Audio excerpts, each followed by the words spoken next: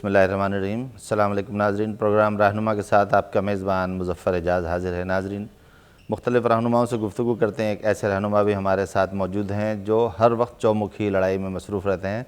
پنجاب کے وزیر قانون رانا ثناء اللہ اس طرف کا حملہ روکتے ہیں، دوسرے کے حملے پر جواب دیتے ہیں، ہر وقت کسی نہ کسی مرحلے پر کسی نہ کسی کام میں مصروف رہتے ہیں۔ رانا صاحب، ہمارے پروگرام میں خوش آمدید۔ ہم دیکھتے ہیں کہ آپ ٹی وی چینلز پہ ہر وقت کسی کا جواب دے رہے ہیں، کسی کو ڈیفینڈ کر رہے ہیں، کسی کے اوپر حملہ بھی کر رہے ہیں اور بہت ایگریسو حملہ کرتے ہیں۔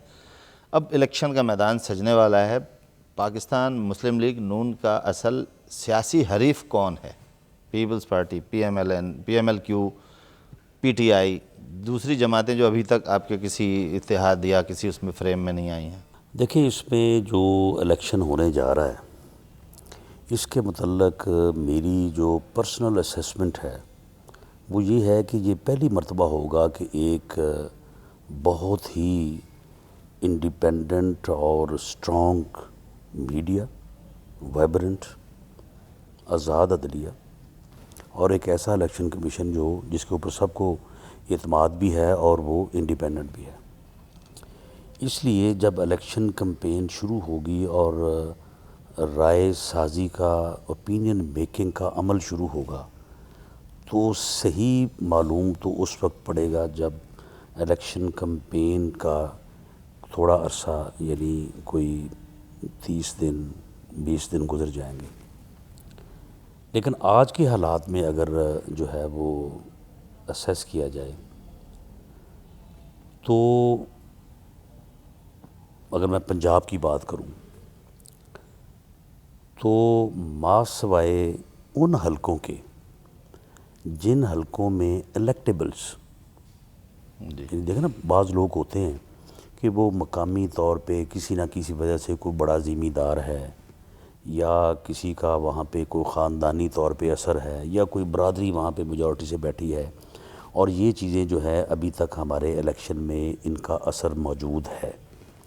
اس مرتبہ یہ میڈیا اور یہ دوسری چیزیں جو کس حد تک اس اثر کو ختم کرتی ہیں وہ کہنا قبل از وقت ہوگا۔ ما سوائے ان الیکٹیبلز کے کوئی پارٹی ایسی نہیں ہے کہ جس کا پارٹی کا ووٹ جو ہے وہ اتنا ہو کہ وہ مسلم لیگ نون کے لیے کوئی جو ہے وہ چیلنج ہو۔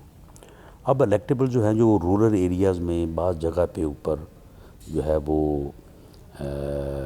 پیپلز پارٹی کے پاس بھی ہے اکا دکا، اور ان میں سے کچھ تعداد جو ہے وہ پی ٹی آئی کے پاس بھی۔ مثال کے طور پہ جو ڈیرہ غازی خان کے لغاری ہیں، ووٹ تو انہوں نے اپنے ہی لینا ہے، پی ٹی آئی کو تو کوئی ووٹ نہیں ہے وہاں پہ، لیکن وہ کنٹیسٹ کریں گے۔ ملتان میں بوسن، وہ بوسنوں کا شروع سے وہاں پہ ایک دڑا ہے، وہ کنٹیسٹ کریں گے، وہ کنٹیسٹ کریں گے، اور وہاں پہ کوئی پی ٹی آئی کے ووٹ پہ نہیں کریں گے، لیکن پی ٹی آئی کے جب کینڈیڈیٹ ہوں گے تو وہ کنٹیسٹ کریں گے۔ اسی طرح سے وہاں پہ یوسف رضا گیلانی صاحب ہیں، وہ پیپلز پارٹی سے ہیں، شاہ محمود قریشی ہے۔ تو اس طرح کے جو لوگ ہیں وہاں پہ تو ان لوگوں سے مقابلہ ہوگا، ورنہ پنجاب میں ایز پولیٹیکل پارٹی پاکستان مسلم لیگ نون جو ہے وہ اس وقت بہت بہتر پوزیشن میں ہے، اور براہ راست کوئی بڑا حریف نہیں، کوئی بڑا حریف نہیں، بالکل ایز پولیٹیکل پارٹی جو ہے وہ سویپ کرے گی۔ پنجاب میں آپ کہتے ہیں کہ کوئی حریف نہیں ہے یا بڑا حریف نہیں ہے، لیکن 3.5 سال آپ پاکستان پیپلز پارٹی کے حلیف رہے ہیں، تو اب یہ حلیف رہنے کے بعد اب آپ ان کے مقابلے میں یا وہ آپ کے مقابلے میں ہیں تو کیسا لگے گا آپ کو؟ نہیں، اس میں دیکھیں، حلیف ہم ان کے رہے نہیں ہیں، کیونکہ مرکز میں ہم نے ان کے ساتھ گورنمنٹ بنائی، اور جس فارمولے کے تحت بنائی اسی فارمولے کے تحت پنجاب میں بھی ان کو جو ہے وہ شامل کیا گیا۔ مرکز میں یہ بات چل نہ سکی، اور عدلیہ کی آزادی کے اوپر جب انہوں نے بیک آؤٹ کیا تو ہم کچھ دنوں کے بعد جو ہے وہ میرا خیال ہے مہینہ یا 2 مہینے اس کے بعد ہم باہر آ گئے۔ لیکن سپورٹ تو ملتی رہی بجٹ میں بھی، ادھر مواقع پر بھی نہیں، بجٹ میں وہاں پہ ہمیشہ جو ہے وہ اپوزیشن کا کردار ادا کیا، اور اپوزیشن میں بیٹھے مرکز میں۔ جہاں تک یہاں پہ تعلق ہے پیپلز پارٹی کا، تو وہ پیپلز پارٹی کی جو ہے وہ اپنی پالیسی تھی کہ پیپلز پارٹی جو ہے وہ یہ تاثر نہیں دینا چاہتی تھی، اور پیپلز پارٹی ہمارے ساتھ جو ہے وہ نتھی رہی، لیکن ان فیکٹ وہ کبھی بھی یہاں پہ ہماری حلیف نہیں رہی، بلکہ یہاں پہ ہمارا ان کے ساتھ جو ہے وہ یعنی مقابلہ ہی رہا. مثال کے طور پہ آپ پہلی مثال لے لیں کہ یہ ہمارے ساتھ آئے نا 2008 میں, جی, اور 25 مارچ 2009 کو کیا ہوا تھا, دونوں میاں صاحبان کو نااہل قرار دلوایا گیا سپریم کورٹ سے باقاعدہ مینج کر کے. وہ جو اپنا عبدالحمید ڈوگر تھا وہ یہاں وہاں اسلام آباد سے وہ اپنی جو ہے وہ پرائیویٹ گاڑی میں ادھر آتا رہا گورنر ہاؤس میں, اور آگے یہاں پہ جو ہے وہ میٹنگز کرتا رہا. اس وقت کے گورنر جو سلمان تحصیل مرحوم تھے, تو یعنی ہمیں نااہل قرار دلوایا گیا, ہماری گورنمنٹ ختم کی گئی, گورنر راج نافذ کیا گیا. تو اب آپ یہ بتائیں کہ یہ کون سی کولیشن تھی, یا یہ تو کون سا پنجاب آپس میں میں تھا, لیکن اتفاق تھا؟ مرکز میں تو نہیں, مرکز میں ہم اپوزیشن میں, مرکز میں تو ویسے ہی اپوزیشن میں تھے نا. اب اس کے بعد جب انہوں نے یہاں پہ جو ہے 27 کروڑ روپے انہوں نے خرچ کیا آئی بی کے اکاؤنٹ سے نکال کے ہماری یہاں پہ حکومت کو جو ہے وہ ختم کرنے اور اپنی میجورٹی بنانے کے لیے. ایک اور اصغر خان کیس ہے. ہاں, اور اس میں یہ ناکام ہوئے. ناکام ہونے کے بعد جب گورنمنٹ بحال ہوئی تو اس کے بعد پھر ڈیٹ بن کے بیٹھے ہیں, پھر باہر نہیں نکل رہے. اور اس کے بعد پھر کوئی سال بعد یا 1.5 سال بعد جو ہے وہ پھر خود ہی جو ہے وہ خود کہاں, پھر ہم نے نکالا ان کو. تو اس قسم کے حالات میں ان کے ہمارے ساتھ ہونے کا یا حلیف ہونے کا تو ایک دن بھی احساس پیدا نہیں ہوا. ایک تاثر ہے میڈیا کے ذریعے بھی ہے کہ آپ نے بجٹس وغیرہ میں, چلیں اس کو ایک طرف رکھتے ہیں, پنجاب کے وزیر قانون ہیں, ایک تاثر پنجاب کے باہر بھی اور اب نظر بھی آتا ہے کہ لا اینڈ آرڈر سچویشن تھوڑی خراب ہو رہی ہے. کہیں کچھ دھماکے ہو جاتے ہیں, کہیں کچھ اور چیزیں ہو جاتی ہیں, اور یہاں پر بھی کبھی نہیں سنی جاتی تھیں اغوا برائے تاوان, اس طرح کی چیزیں بھی بڑھ رہی ہیں. دیکھیں, اغوا برائے تاوان کے جتنے کیسز ہوئے ہیں وہ مغوی کہاں سے ہو کے آئے ہیں. ان سے آپ کسی سے انٹرویو کر لیں. وزیرستان, کچھ لوگ پیسے دے کے آئے, کچھ لوگ ویسے رہا ہوئے. اب سلمان تحصیل مرحوم کا بیٹا جو ہے وہ شہباز تحصیل, کس کو نہیں معلوم کہ وہ کہاں ہے. تو اس لیے بات یہ ہے کہ جب آپ کے ہمسایہ ملک افغانستان میں, اور اس کے بعد پھر آپ کا اپنے ملک کا جو حصہ ہے یعنی جو ٹرائبل ایریا ہے, تو اب جب وہاں پہ سیف ہیونز بنے ہوئے ہیں, وہاں پہ دہشت گردوں نے اپنے کیمپ بنائے ہوئے ہیں, وہاں ٹریننگ وہ دے رہے ہیں لوگوں کو, وہاں پہ بیٹھ کے پلاننگ کر رہے ہیں, لوگوں کو پورے ملک سے اٹھا کے لے کے جا رہے ہیں اور لے جا کے وہاں پہ تاوان وصول کر کے چھوڑ رہے ہیں. تو اب بات یہ ہے کہ اب ہم اس صورتحال سے بالکل علیحدہ یا بالکل ہم اس سے جو ہے وہ محفوظ تو نہیں ہو سکتے. اس کا کچھ نہ کچھ اثر تو ہوتا ہے, لیکن اس میں یہ ہے کہ ہم نے جو دہشت گردوں کے دھماکے تھے یہاں پہ لاہور میں, ایک وقت ایسا تھا کہ ہر 15 دن بعد دھماکہ ہو رہا تھا. اس کی وجہ ہے کہ یہاں پہ نیٹ تھے ان کے, جن کے ذریعے سے وہ یہاں پہ آ کے آپریٹ کرتے تھے. ہم نے ان کے وہ نیٹ بریک کیے, ان لوگوں کو گرفتار کیا.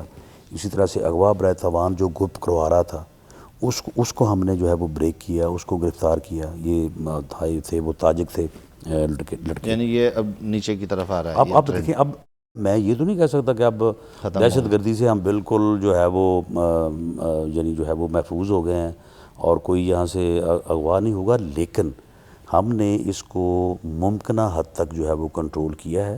لیکن جب یعنی اب دیکھیں نا, اگر کوئی خیبر پختونخوا سے یا قبائلی علاقے سے یہاں پہ آنا چاہے, کوئی رکاوٹ تو نہیں ہے نا, کوئی ویزا تو نہیں لینا پڑتا. یہ ایک بات, کوئی اجازت تو نہیں لینی سیف پڑتی. ہیونز ہیں, یہ سیف پیسج کون دے دیتا ہے؟ وہاں سے نکلتے ہیں افغانستان سے نہیں تو سیف پیسج جو ہے وہ ویسے ہی اجازت پنجاب کی سرحد سے گزر جاتے ہیں. بالکل. ایک بڑی دلچسپ بات ہے, یعنی آپ کے لیے بھی عجیب بات ہوگی کہ 8 دہشت گرد 8 خودکش حملہ آور پنجاب میں داخل ہو گئے, 1,500 طالبان سندھ میں داخل ہو گئے. یہ اطلاع ہمارے وفاقی وزیر داخلہ دیتے رہتے ہیں, لیکن کبھی کوئی پکڑا نہیں جاتا, ان کے پتہ نہیں پتہ جو چلتا. رحمان ملک صاحب ہے نا, وہ تو ویسے ذاتی طور پہ 2 نمبر آدمی ہے, اور وہ اس قسم کی چھوڑتا رہتا ہے. اس کی باتوں کے اوپر بالکل آپ جو ہے نا وہ یقین نہ کریں. لیکن بات یہ ہے کہ آپ دیکھیں, پنجاب کی سرحد پہ جی آئینی طور پہ آپ کسی کو روک نہیں سکتے, لیکن سرحدوں پر بلکہ آپ اگر بلوچستان سے کوئی یہاں آ کے کاروبار آپ روک سکتے ہیں؟ نہیں, کاروبار کو تو نہیں روک سکتے, لیکن ایک آنا چاہے اس کو بھی نہیں ہوتی روک ہے. سکتے. ہم بسوں میں بیٹھ کے آتے ہیں تو ایک آدمی کی ویڈیو بنتی ہے, ٹریکرز ہوتے ہیں, چیک لیکن کرتے دیکھیں ہیں. نا, وہ چیک کرتے ہیں, لیکن اگر کسی آدمی کے پاس کوئی اسلحہ نہیں ہے تو وہ آ جائے گا, کون روکے گا اس کو؟ یعنی جتنے دہشت, یعنی یہاں بھی کچھ نہ کچھ ہے جو ان کو ملتا ہے. جتنے دہشت گرد یہاں پہ آئے ہیں جنہوں نے یہ کارروائیاں کی ہیں, وہ بسوں میں بیٹھ کے آئے ہیں اور بغیر کسی یعنی اسلحے کے وہ یہاں پہ آئے ہیں. اسلحہ اندر لانے کا روٹ اور ہوتا ہے، آدمی بھیجنے کا روٹ جو ہے وہ اور ہوتا ہے، وہ اس طرح سے وہ مینیج کرتے ہیں. لیکن بہرحال یہ رزلٹ آپ کے سامنے ہے، اور رزلٹ آپ کے سامنے ہے. الحمدللہ کافی عرصے سے جو ہے وہ دہشت گردی کے واقعات بھی جو ہے وہ نہیں ہو رہے. یہ اچھرا میں وہ جو جیل وارڈن سے خیبر پختونخوا کا واقعہ وہ ملزم ہم نے پکڑ لیے ہیں، اور اغوا برائے تاوان کا بھی یہ امریکن ملزم پکڑتے ہیں، سزا بھی ہوتی ہے جس کی وجہ سے دوسروں کو محسوس ہو دیکھیں جی ہم پکڑے گئے تو یہ یہ ہوگا. جو دہشت گردی سے متعلقہ معاملات ہیں ان کو آئی ایس آئی جو ہے وہ لیڈ کرتی ہے، اور آئی ایس آئی کا دہشت گردی کو روکنے میں بڑا ہی مؤثر کردار. ٹھیک ہے وہاں جہاں پہ آئی ایس آئی پہ کچھ الزامات بھی لگتے ہیں، لیکن اس مسئلے میں آئی ایس آئی کے لوگوں نے بہت ہی ویلیوبل کام کیا ہے. اگر آئی ایس آئی کا یہ اتنا کام نہ ہوتا تو شاید یہ دہشت گرد جو ہے نا یہ اس ملک کو کا حلیہ اس سے بھی زیادہ جو ہے وہ بگاڑ دیتے، اسی لیے نشانہ بھی بنتے ہیں. تو نشانہ بھی بنتے. تو اس لیے یہ ہے کہ جو بھی ملزم ہم صوبائی حکومت یا پولیس پکڑتی ہے اس کو ابتدائی انٹیروگیشن کے بعد آئی ایس آئی کے حوالے کر دیا جاتا ہے، اور وہاں پہ بھی پھر ایک انٹیروگیشن کا تفتیش کا پروسیس جو ہے وہ چلتا ہے، اور اس کے بعد پھر جو آج تک پکڑا گیا ہے وہ پھر اس کے بعد وہ چھوٹا تو نہیں ہے. یہ بات غلط ہے کہ جی وہ چھوٹ جاتے ہیں، چھوٹتے نہیں ہیں. وہ چھوٹتے نہیں ہیں. چلان ان کی عدالت میں کتنی دیر بعد آتے ہیں نہیں آتے یہ ایک علیحدہ بات ہے، لیکن یہ ہے کہ وہ آدمی جو کسی بھی معاملے میں پکڑا جائے اور اس کے بعد وہ انٹیروگیشن کے بعد ثابت ہو جائے، تو یہ جو اب مسنگ پرسن کا مسئلہ ہے جی اب دیکھیں یہ شور تو بڑا ہے، لیکن ان میں لوگ ناجائز بھی ہوں گے لیکن کچھ لوگ جائز بھی ہوں گے. یہ والی چیزیں کورٹ میں نہیں آتی. یہ تو کورٹ میں دراصل اس لیے نہیں آتی کہ دیکھیں ہمارا جو ہے نا ہم نے اس بارے میں یہ جو ہماری وفاقی حکومت ہے ان لوگوں نے کچھ نہیں کیا 5 سال سوائے کرپشن کے. ان کا ایک ہی ایجنڈا ہے کہ لوٹو تے پھٹو، اور اس کے بعد لٹو تے پھٹو بس. جی انہوں نے کرپشن کے علاوہ کچھ نہیں کیا. دیکھیں بات یہ ہے کہ آئی ایس آئی جو ہے وہ دہشت گردوں کو پکڑتی بھی ہے، انٹیروگیٹ بھی کرتی ہے اور کسٹڈی میں بھی رکھتی ہے، لیکن قانون میں ان کو اجازت ہی نہیں ہے. جب ان کو اجازت نہیں ہے تو وہ پھر آف دی ریکارڈ کرتے ہیں. جب وہ آف دی ریکارڈ کرتے ہیں تو وہ پھر مسنگ پرسن جو ہے وہ بن جاتے ہیں.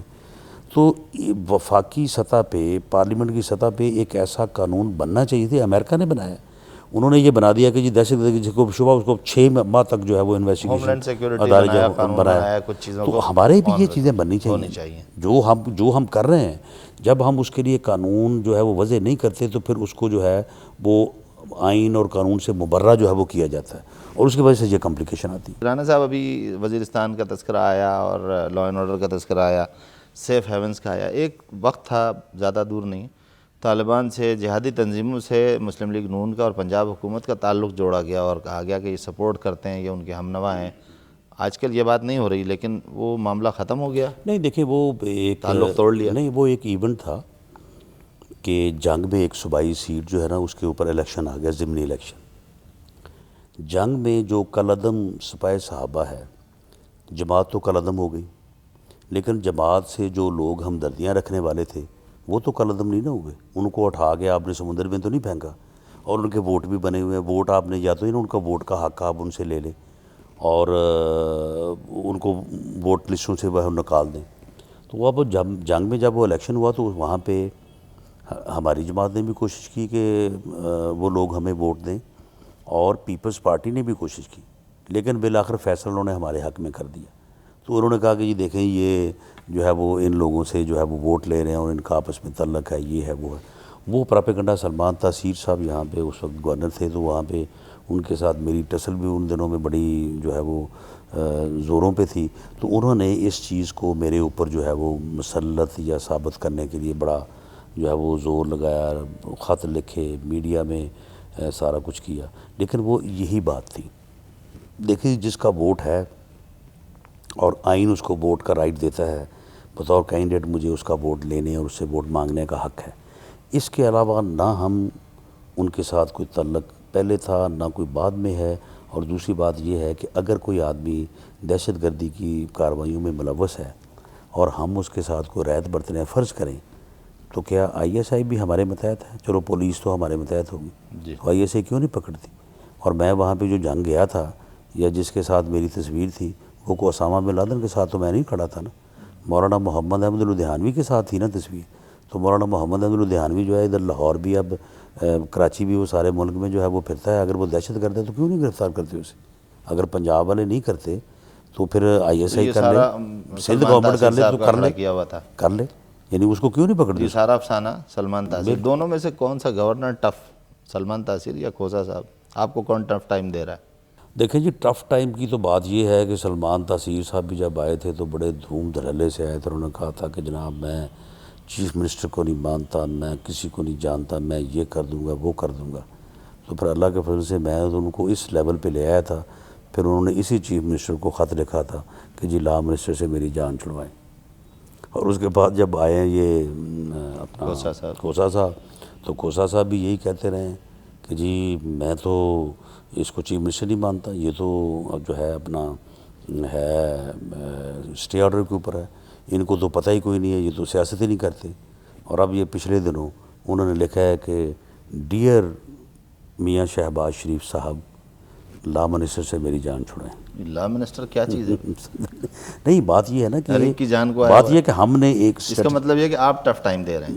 ہم نے یہ اسٹریٹجی بنائی ہے کہ یہ بندے جو ہیں یہ صرف اور صرف ان کا کام جو ہے وہ ہماری گورنمنٹ کو، پنجاب گورنمنٹ کو ڈسٹرب کرنا ہے، اور یہ چیف منسٹر کو جو ہے وہ اس کا کام سے روکنے اور اس کو کنفیوز کرنے کے لیے آئے ہیں.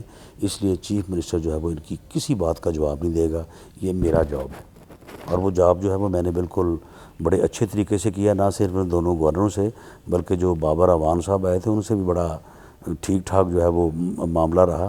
اور اس کے بعد پھر چوتھے ان کے تھے رحمان ملک صاحب. رحمان ملک صاحب نے مجھے اب نوٹس بھیجا ہے 10 ارب روپے کا. میں نے اس کا جواب نہیں دیا، لیکن انہوں نے ابھی تک دعویٰ نہیں کیا، بس صرف نوٹس ہی نوٹس ہے. نوٹس تو پھر وہ نوٹس میں لیا کک نہیں لیا والی بات ہے. اچھا، اب 4.5 سال تقریباً وقت ختم ہو رہا ہے. حساب ضرور آپ سے عوام لیں گے، احتساب کریں گے کیا وعدے تھے. ہم بھی ایک سوال پوچھنا چاہیں گے کہ آپ نے جس وقت آئے تھے کیا وعدے کیے تھے، کیا ترجیحات تھیں، کہاں تک پہنچ سکے ہیں؟ دیکھیں، جب ہم آئے تھے تو کیونکہ مرکزی حکومت تو ہمارے پاس نہیں تھی، ہمارے پاس صرف پنجاب گورنمنٹ تھی. اس لیے ہم جو ہے وہ جن چیزوں میں بہتری لا سکتے تھے وہ صوبائی سطح پہ لا سکتے تھے. لا اینڈ آرڈر کا مسئلہ جو ہے اس کو ہم نے بہتر کرنے کی بھرپور جو ہے وہ کوشش کی ہے، اور کمپیریٹیولی پنجاب دوسرے صوبوں سے اس معاملے میں جو ہے وہ بہتر ہے. اس کے علاوہ تعلیم کے میدان میں ہم نے بہت زیادہ کام کیا ہے. اور اس میں یعنی اگر میں اب ان انیشیٹوز کا تفصیل سے تو بات نہیں کر سکوں گا، لیکن اس میں جو پیف ہے، پنجاب انڈومنٹ فنڈ، 10 ارب روپے جو ہے اس سے وہ ٹرسٹ قائم ہے، اور ٹرسٹ جو ہے اس کو انڈیپینڈنٹ لوگ جو ہے وہ چلا رہے ہیں. اور اس کے پروفٹ سے اس وقت 50,000 بچہ جو ہے، غریب آدمی کا بچہ، مزدور کا بچہ جو ہے وہ لمز جیسے اپنی یونیورسٹیز میں اور دوسرے جو انسٹیٹیوشن میں جو ہے اس وظیفے کے اوپر جو ہے وہ پڑھ رہا ہے. اسی طرح سے دانش اسکول ہے. دانش اسکول ہم نے ان رورل ایریاز میں بنائے ہیں جہاں پہ غریب لوگ ہیں، اور دانش اسکول میں داخلے کی شرط یہ ہے کہ اس کے والدین کی انکم جو ہے وہ 10,000 سے کم ہو، اور وہاں پہ تعلیم جو ہے وہ بیکن ہاؤس یا ایچسن کے جو ہے وہ برابر ہے. اسی طرح سے جو ہے وہ یعنی اسکولوں میں کمپیوٹر لیبس کا، اسی طرح سے جو ہیلتھ سیکٹر ہے، تو ان میں ہم نے جو ہے وہ بنیادی طور پہ جو ہے وہ بہتر کام کیا. دوسرا جو انفراسٹرکچر ہے، یعنی شہر آپ کے جو ہے وہ یعنی کھدے پڑے تھے، یعنی بالکل کوئی حال نہیں تھا سڑکوں کا، یہ وہ.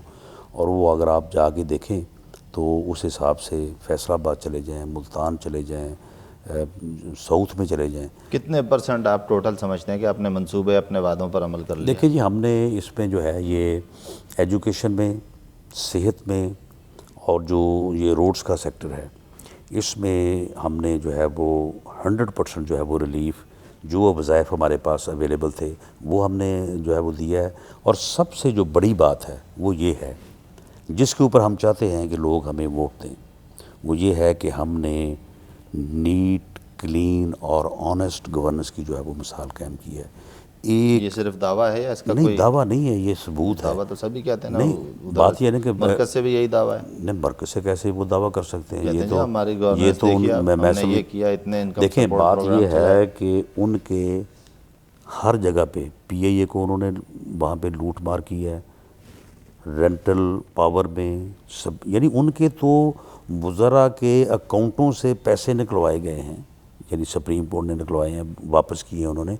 یعنی مرکزی حکومت کے خلاف یعنی سینکڑوں سکینڈلز ہیں کرپشن کے. پنجاب گورنمنٹ کا کوئی ایک سکینڈل نہیں. اس لیے نہیں ہے کہ ہم نے اللہ کے فضل سے جو ہے وہ دیانتداری کے ساتھ جو ہے وہ حکومت کی ہے اور ایک نیٹ اور کلین گورننس کا جو ہے وہ کنسیپٹ دیا ہے، اور اسی بنیاد پہ ہم چاہتے ہیں کہ لوگ ہمیں موقع دیں صوبے کے ساتھ، مرکز میں بھی اور دوسرے صوبوں میں بھی.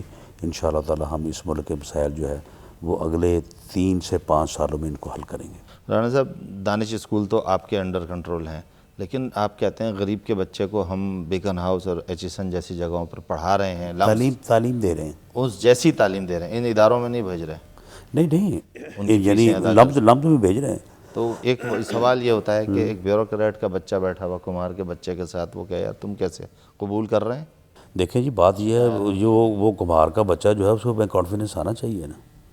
ہمارا یہ دعویٰ ہے کہ دانش اسکول سے جس گاؤں سے 2 بچے فارغ التحصیل ہوں گے اس پورے گاؤں کی سوچ کو تبدیل کر دیں گے. یعنی اس کے اثرات آنے میں وقت لگے گا. یعنی یہ ایک لانگ ٹرم منصوبہ ہے. ایک ٹرینڈ چلا تھا 1 سال پہلے، ادھر سے لوگ نکلے، ادھر سے پی ٹی آئی میں آپ کے بھی لوگ چلے گئے، کیا کر لیں گے وہاں جا کے؟ دیکھیں جی پی ٹی آئی نے جو تبدیلی کا نعرہ لگایا تھا اور یوتھ کا نعرہ لگایا تھا وہ خود اس سے ہٹ گئی ہے.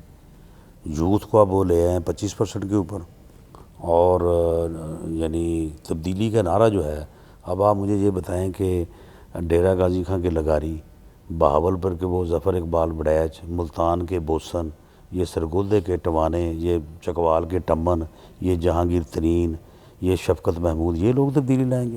یہ اسٹیبلشمنٹ کے مورے، یہ تو اسٹیبلشمنٹ پوچھے بغیر اپنے گھر نہیں جاتے یہ، اور ساری زندگی ان کی کہاں پہ گزری ہے ان لوگوں کی؟ کیا یہ لوگ کرتے ہیں؟ اب جہانگیر ترین جو ہے، جہانگیر ترین چینج کا آدمی ہے.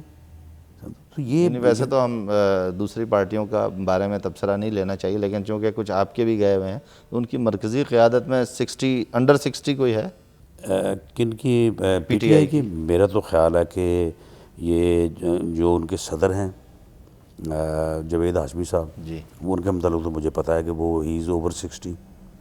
عمران خان صاحب بھی 60 پلس ہے، اور شاہ محمود قریشی بھی میرا خیال ہے اگر پلس نہیں ہوگا تو 1 آدھ سال کا فرق ہوگا. تو پھر کس بات کی یوتھ ہے؟ ویسے یوتھ ایک عام تاثر یہ بھی ہے کہ جن لوگوں کو جمع کیا ہے وہ اپنی اپنی پارٹیوں میں ناکام بھی رہے، کوئی بہت بڑے کام نہیں کیے انہوں نے. یعنی ایک تو ناکام رہے، اور پھر دوسری بات یہ ہے کہ اگر یہ جینون آدمی ہوتا نا عمران خان، تو جس دن اس نے 30 اکتوبر کو جلسہ کیا تھا نا ادھر مینار پاکستان پہ، اس کے پیچھے 16 نوجوان کھڑے ہوتے، یہ ایک ایک کو بلاتا، کہتا کہ جس کا یہ نام ہے، اس نے فلاں سبجیکٹ میں اس نے پی ایچ ڈی کی ہے، اس نے ماسٹر کیا ہے، اس کے کسی باپ نے، بھائی نے، چچا نے، ماموں نے کبھی الیکشن نہیں لڑا، یہ میرا فلاں حلقے سے کینڈیڈیٹ ہے، میں یہ تبدیلی لانا چاہتا ہوں. یہ دوسرے کو بلاتا کہ اس نے فلاں سبجیکٹ میں ماسٹر لوگ کیا تو ہے، ایسے ہیں ان کے پاس، اس کی یہ پوزیشن ہے اور اس کو میں جو ہے بلانا چاہتا ہوں. لوگ تو ایسے ہیں. تو کہاں ہیں وہ؟ نہیں تو وہ کہاں ہیں؟ یہ تو آپ دیکھیں نا اب لاہور میں جن لوگوں کو انہوں نے شامل کیا، جن کو انہوں نے ٹکٹ دینے ہیں، ان میں سے بتائیں ایسے کون سے لوگ؟ لوگ تو سامنے نہیں ہے، لیکن ایسے لوگوں کے بارے میں سنا ہے کہ جو لوگ نوجوان ہیں، یوتھ ہے، وہ ان کے پیچھے چل رہے ہیں. وہ ان کو تو 25% پہ لے گئے ہیں وہ، اور 25% کو بھی نہیں دیں گے. آپ کے پاس کیا چارم ہے یوتھ کے لیے؟ دیکھیں 35%. دیکھیں بات یہ ہے کہ ہمارے پاس تو چانس یہ ہے کہ ہم اس قسم کی جو ہے نا وہ یعنی بے ترتیب نہ تو ہم نے کوئی بات پہلے کی ہے، نہ ہمارے مینیفیسٹو میں ہوگی. ہماری ایک پارٹی ہے، ہم اس پارٹی کو لے کے جو ہے وہ آگے چلیں گے اور اپنی پالیسیز اور اپنے منشور کے تحت جو ہے وہ تبدیلی لائیں گے. ہماری پارٹی میں جو لوگ پارٹی کے ساتھ مخلص طور پہ چل رہے ہیں وہ بھی ساتھ رہیں گے، اور اس کے بعد کو اگر نوجوان آتا ہے تو وہ نوجوان بھی ساتھ رہے گا. پاکستان میں پہلے تو گراس روٹ لیول پر سیاست نہیں تھی، یار یہ کہ لوگوں کو گراس روٹ لیول پر اپنے مسائل کے حل کا موقع نہیں ملتا تھا. بلدیات کا ایک نظام آیا, مشرف صاحب نے دیا, جس نے بھی دیا, بہرحال اس سے لوگوں کو فروٹس ملے.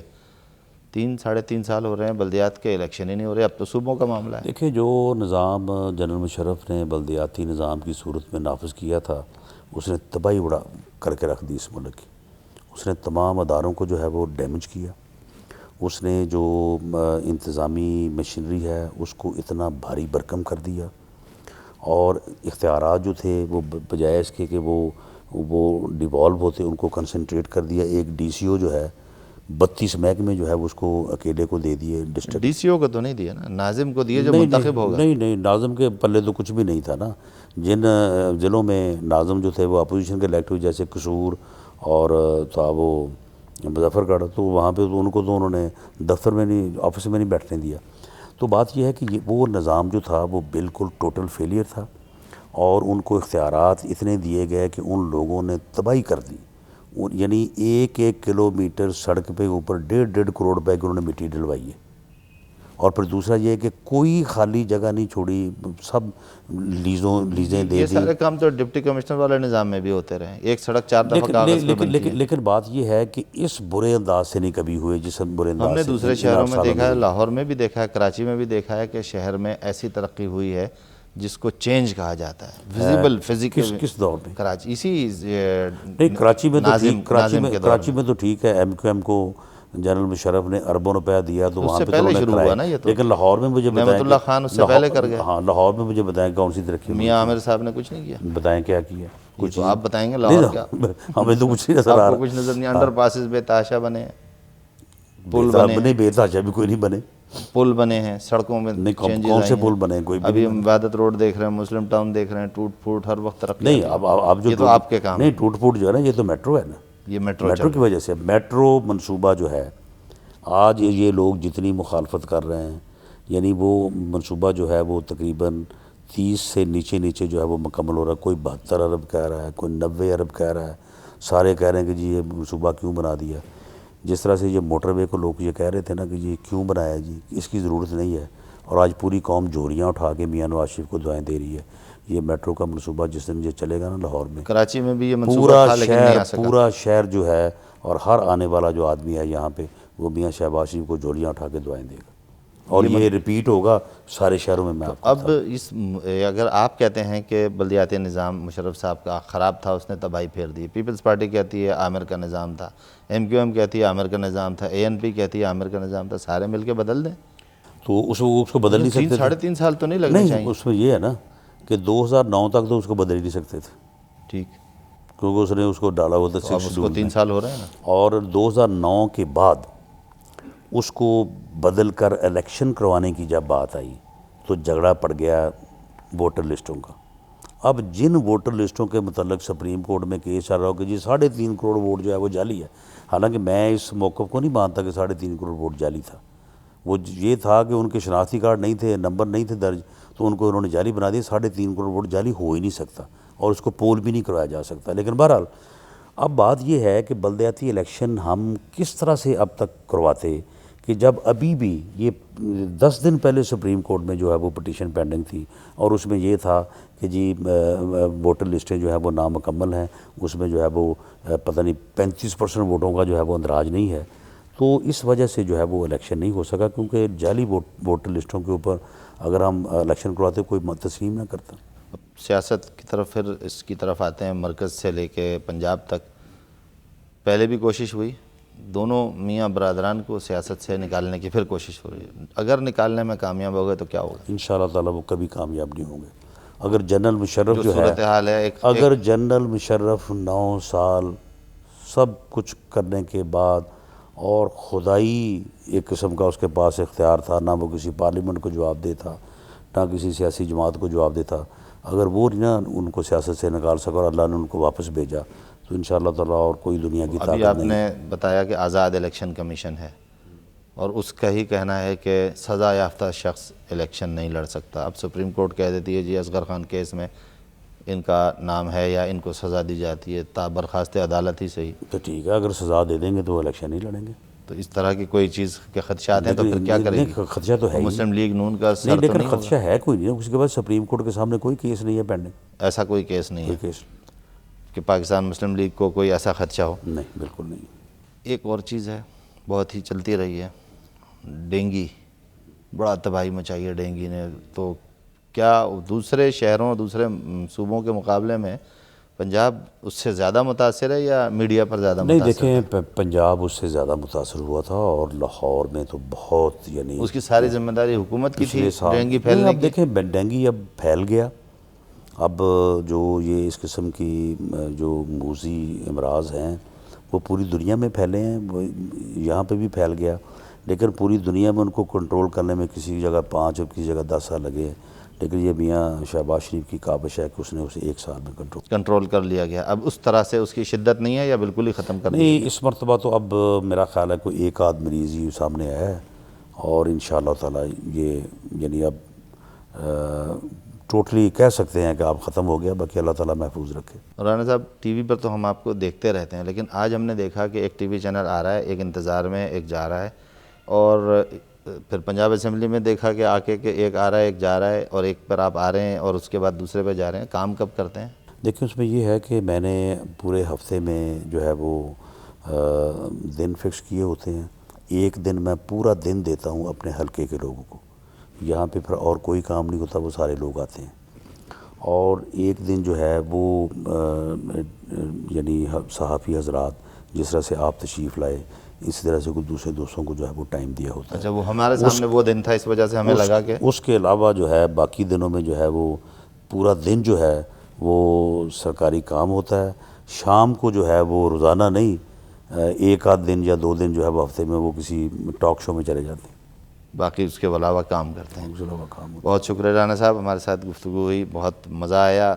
دل تو چاہ رہا تھا اور بھی چیزیں. آپ کا بھی وقت بہت قیمتی ہے، پروگرام کا بھی time. Thank you very much. ناظرین، وزیر قانون پنجاب رانا ثناءاللہ، چومکھی لڑنے والے، اپنی پارٹی کو ڈیفینڈ کرنے والے، حملہ آوروں پر حملے کرنے والے اور ان سے بھی بڑھ کر حملے کرنے والے، ان سے بہت ساری باتیں معلوم ہوئیں، بہت ساری گفتگو ہوئی، اور بہت پر امید ہیں کہ آنے والے الیکشن میں پاکستان مسلم لیگ نون بہت آسانی کے ساتھ کامیاب ہو جائے گی. اپنے میزبان مظفر اجاز کو اجازت دیجیے. السلام علیکم.